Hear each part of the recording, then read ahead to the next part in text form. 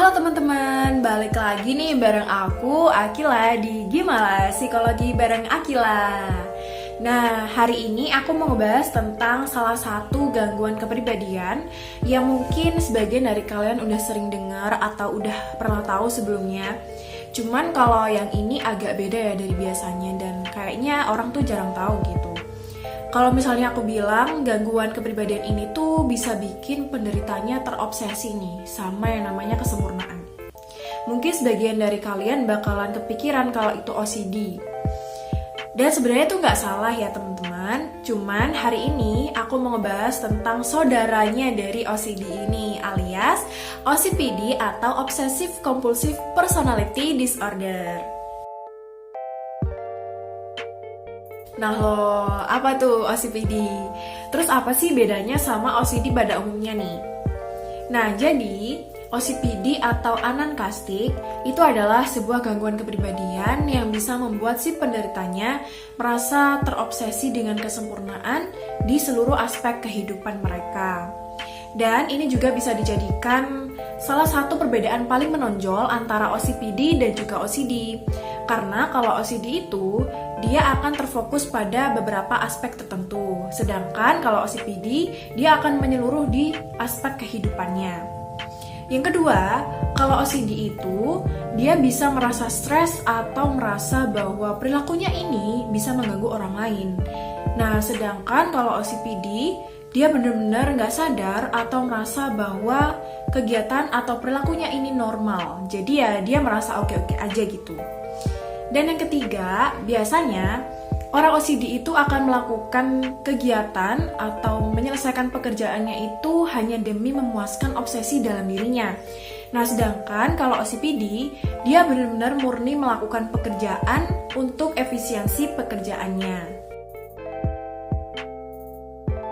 Untuk gejalanya sendiri, di dalam buku PPDGJ 3 DSM-5 itu telah disebutkan ya teman-teman, kalau memang harus ada minimal 3 gejala untuk seseorang yang akan didiagnosis terkena anankastik atau OCPD ini. Yang pertama, mereka adalah orang-orang yang memiliki perasaan hati-hati atau teliti secara berlebihan.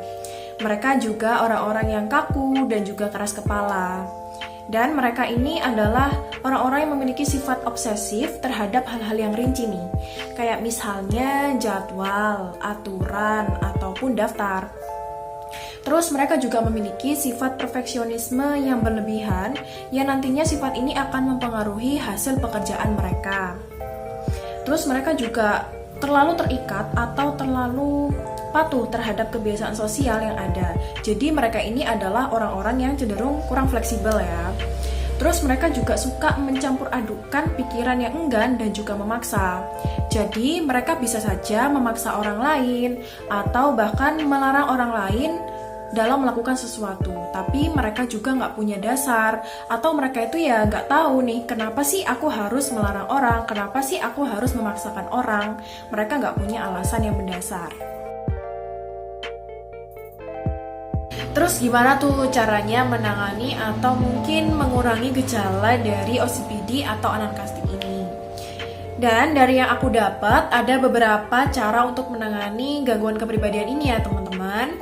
Yang pertama itu bisa menggunakan psikoterapi dari psikolog atau psikiater.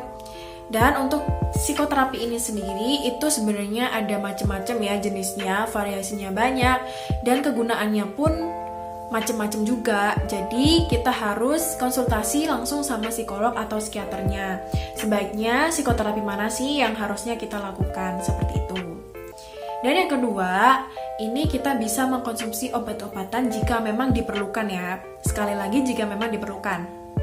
Jadi, sebelum kita mengkonsumsi obat-obatan itu, kita harus konsultasi ke psikiaternya untuk kemudian dipertimbangkan nih, apakah memang kita membutuhkan obat itu atau tidak. Dan yang perlu teman-teman ingat, obat-obatan ini itu bukan obat yang bisa kita dapatkan secara bebas di apotek pada umumnya ya teman-teman, tapi memang dari psikiaternya langsung. Dan yang ketiga, kita bisa rajin berolahraga, makan dan minum teratur, tidur cukup, dan juga kita bisa lebih aktif lagi bersosialisasi sama lingkungan kita. Nah, kalau cara yang ketiga ini sebenarnya tuh lebih general ya, dan bisa digunakan ke gangguan kepribadian yang lainnya. Jadi nggak cuma OCPD aja nih teman-teman. Nah, itu tadi beberapa hal yang perlu kalian ketahui tentang OCPD nih teman-teman. Jadi sekarang udah bisa bedain dong ya, mana OCD, mana OCPD. Aku berharap semoga videoku kali ini bisa bermanfaat buat kalian semua. Dan terima kasih udah nonton sampai akhir. See you!